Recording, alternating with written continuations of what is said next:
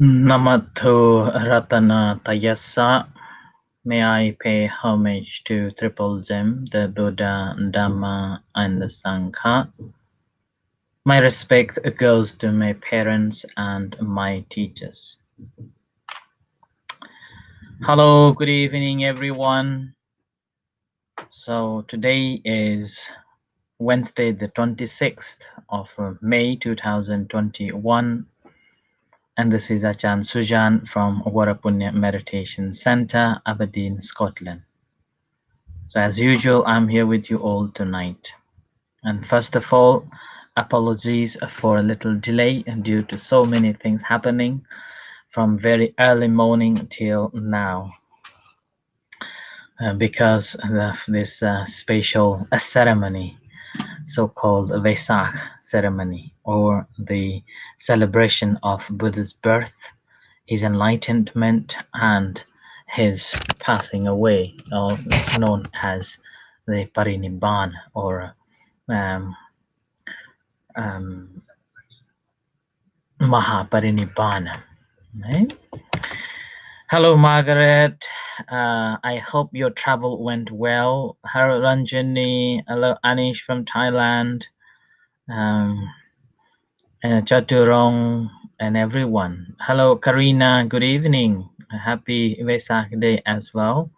So happy Vesak Day to all of you on this occasion of a great celebration. Vesak Day is, as I have mentioned yesterday and also the day before, that one of the very important days in the Buddhist calendar. And this is a celebration of Buddha's birth, his enlightenment, and his passing away. Hello, Kanchana Putra Muni. Thank you very much from Thailand. So, in relation to the Vesakha Purnima or Vesakha Puja, there are so many interesting stories to reflect on. One of the very interesting story is that in Buddhism, Buddha himself is not that important, and his existence is not that important or essential in the practice of the Dhamma. But he himself, again, the Buddha himself, said that the Dhamma is the important factor and that one has to practice. So that's why it's not like any other religious faiths that puts their religious teacher as at the front, but in Buddhism, teachings put at the front. And that is the first reflection that we have to be mindful of. Good evening from Sweden. Thank you for joining. So that's why a practice of a Buddha Dhamma, or according to Buddha's teachings, is more essential than the celebration or taking a Buddha as an example, essential part of the Buddhism. There was one time when the Venerable Wakali was simply traveling along with the Buddha and praising him and always looking at him. And later on, Buddha realized that, and Buddha told him off, saying that go away, just to tame Wakali. And Wakali was so upset that, oh, I have so much faith in you, and I have so much affection to you, and now you have rejected me, and now what to do? So he decided to suicide himself. Yeah, and there was one article I was reading a couple of weeks ago, when someone wrote saying that Wakali was the kind of a same-sex attracted person, like a transgender, a monk, But anyway, that's not the topic here today. So, and then the Wakali, he wanted to suicide because the Buddha has rejected. And having heard, having seen this Wakali's intention, Buddha approached with his psychic power and then told him, "Oh, Wakali, come to me." And then with that again, Wakali felt automatically so happy and joy that, okay, now Buddha has accepted me again. And that very moment, then the Buddha told him that, Wakali, it's not by looking at me you will be gaining the Dhamma, but knowing the Dhamma is the fact here that one should practice of. And he say, one who knows the Dhamma one who sees the Dhamma sees me. So that's why the essential practice of Buddhism is to the Dhamma rather than individuals. But however, as we are still the Putujanas, those who are still need to work hard to free ourselves, we still need idols, or like someone who we can take as a refuge or take an example. And as a result of that, Buddha becomes one of the greatest examples that ever lived on earth that we can take an example of. And this is why all the Buddhists are celebrating Buddha's birth, his enlightenment, and his passing away day as one of the greatest events in the yearly calendar. Actually, it is, when we look at the scriptures, it is not just a 3 incident that is related to his present day life, but also it relates to other 2 incidents, which is again quite significant to remember here. The first one is that the day when he took a vow under the feet of the Tanhankara Buddha, the very previous Buddha that he met for the first time. It's called 28 Buddhas. So he met 28 Buddhas. And the first Buddha he met was called Tanhankara Buddha. When he saw the Buddha, he also had a thought that I would like to be the Buddha so that I can help people, help sentient beings. And as he lie down himself, giving a path to the Tanhankara Buddha, he made this vow that may I be the Buddha in the future so that I can help people to liberate from their sufferings. And at that very moment, and then the Buddha also looked at his temperaments and his perfections, so that after checking his previous karmas, he confirms that after four uncountable kalpas, he will be becoming the Buddha in the Sakya clan. And that's how he became the Buddha. So that's why it is recorded saying that this incident took place on the Vesak day.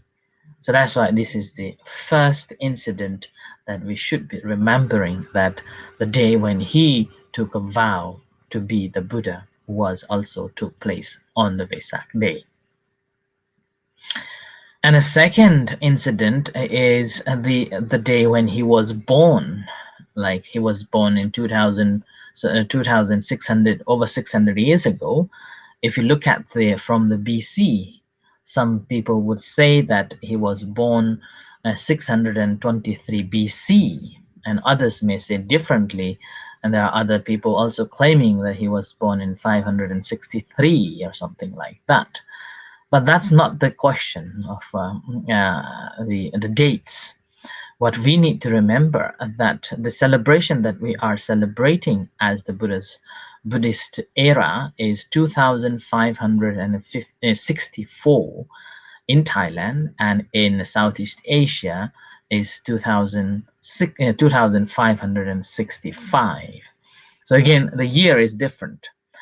And here, 2564 in Thailand is the day when the Buddha passed away, or the Parinibbana, entered the Parinibbana count number 1, yeah, first day, whereas in Southeast Asia, started after 1 year, and that's become the 2 different dates. And looking at that, doesn't matter 2564 or 65. This is basically the day when the Buddha completely entered to the Nibbana, Parinibbana. And again, there are 2 types of Nibbanas, Parinibbanas. One is Kilesa Parinibbana, and which is the day when you eradicate all the asavas, all the tents, and become enlightened one. So that Parinibbana, or Kilesa Parinibbana, the Buddha attained it the day when he attained the enlightenment at the age of 35. So he gave up a palace life at the age of 29 and went on practicing meditation with the different teachers, and at the age of 35 he became enlightened one, and that very moment is known as the Kilesa Parinibbana. So ability to eliminate all the kilesas, asavas. and after that, and this is again another way of looking at it, that why in Buddhism, in order to attain the Nibbana, you don't have to die like any other religions. In order to attain the liberation, you have to die, or you have to wait until the judgment comes. Here in Buddhism is not like that. You are still alive, but you have attained the Nibbana. And that Nibbana is eradication of all the taints, the asavas. So that's the first Nibbana. And throughout this time, you still have the body and you're still alive. You're still enjoying this life. And Buddha did it for 45 years. And then at the end of his 45 years, at the age of 80, he then again passed away. So destruction of this body. And that is called the Parinibbana, Mahaparinibbana. It's called Khanda Parinibbana. So 5 aggregates been destructed, or destruction of 5 aggregates. And with that, the very moment when he passed away, or in a simple understanding is passed away, and from there on the Buddhist era started. From there on Buddhist era started, and on the basis of that, all what we need to do is to go back. It's like BC, or Buddhist, what's called before Buddhist era. So BBE, before Buddhist era start. So 80 years. All what you need to do is go back 80 years to find out the day when he was born. So that comes. Anybody good at maths? How many it would be now? So 2,564 plus 80. How many years it would be? So that is 2,644 years ago. So that comes 623 BC. So he was born in 2023 BC in Nepal, in Lumbini. And this is the celebration is about. And as I mentioned yesterday as well, that throughout this time of 2,560 years of time, even before that, 45 years, plus 45 and 65 is like 2,609 years. This history, there had been no such called introduction of war or introduction of any conflict. And as I have said again, that Buddha was one of the first person ever who lived 45 or long time to propagate his teachings without having any trouble with any authorities or any group of people. And throughout this time, the Buddhism had contributed a lot for the humanity. On the basis of these teachings, a United Nations adopted this day as the Day of the United Nations. And every year it has been celebrated by inviting venerable monks from different faith groups, venerable monks from different denominations from around the world. And this year also I have noticed on YouTube that venerable monks from different places in different parts of the world invited for the blessing ceremony too. But this is just a historical fact. And the simple way of looking at it, Buddha was born in Lumbini in Nepal in 2644 years ago, or 623 BC, and he lived as a prince for 29 years. And then he left the palace for 6 years, studying the contemporary, all the methods and the trainings, the spiritual developments. And then he became the Buddha. Now, this is the climax. After he became the Buddha, and he lived another 45 years and died at the age of 80 years. Now, the whole Buddha's teachings here, when we look at the Buddhism, what is very interesting and what is very essential part is here is the attainment of the Buddhahood at the age of 35. And this is the most important part. And this is the climax. This is the climax. And we are all here as a part of a training ourselves, purifying ourselves to attain that part. And that's why when we look at the Buddha's teachings, Buddha is simply saying that dhamma is the important. Teachings is the important, not the person. Not a person. And not a place. It is the teachings that is important. And that teachings is the guidance. And even the day when he passed away at the end, when he was asked, who will be the leader after you died? And Buddha simply said, Dhamma and Vinaya that I have taught you all, that will be the teachers of yours. So he didn't give any authority to any individuals as such that you will be a leader after I am gone.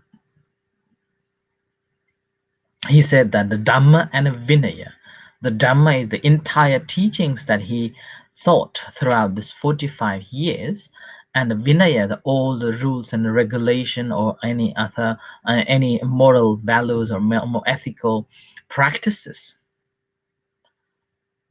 That is your teacher. So that's why the whole of Buddha's teachings is based on that.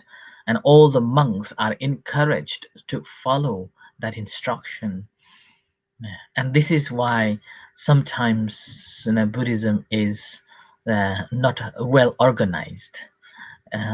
Buddhist monks are not well organized because this is given you the authority to find the path. But however, there is the authority, so-called the seniority, that we have to believe in the senior people, senior monks, as they are the person who is transmitting the teachings to you. So that's why the Dhamma is so important. And now when we look at the Dhamma is, again, now according to Theravada tradition, is 84,000 principles. And within that 84,000 of the principles, half of it is said, more than a half of it, as purely Buddha's sayings. And the rest of others are said by either his his students or any kings or any disciples or even the celestial beings, but he confirmed that whatever they have said, if I am in that position, I would have said so. Yeah, I would have said similar to it. So that's why these are also recorded in it. And that's how the whole Buddha's teachings been recorded, is known as the Tipitaka. Tipitaka. And this Tipitaka becomes, or the canon, Buddhist canon, becomes the source of all the teachings of the Buddha that we have to learn and study and then put it into practice. And when we talk about the practice, the Buddha was encouraging us to practice as he thought, so that we will gain more happiness, we will go and gain more understanding about the life. Buddha didn't teach anything more than what is it called, the Four Noble Truths. And if you've been following me, I have explained the Four Noble Truths very long and almost 3 months, which is available on our YouTube, Varapunya Meditation Center YouTube channel. You can go and listen the whole 3 months of 3 months of teaching on Four Noble Truths, explaining what are these. And this is again on the basis of a first discourse that the Buddha gave on, that's called Dhamma Chakkapavatana Sutta. And on this Vesakha celebration, all what we are here to celebrate should be remembering and reflecting. It's called a Sangwe Ge.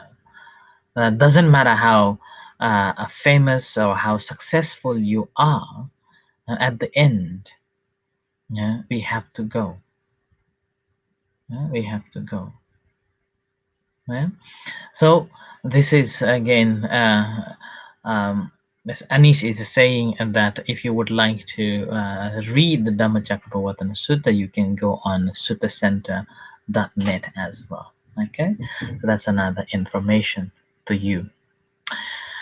So, and my personal experience is that I have been to those places, and I have feel so much connected to those places, and also what I have understood that the moment when we realize that there is birth and a death, one thing we can do is to gain knowledge and free ourselves from the samsara.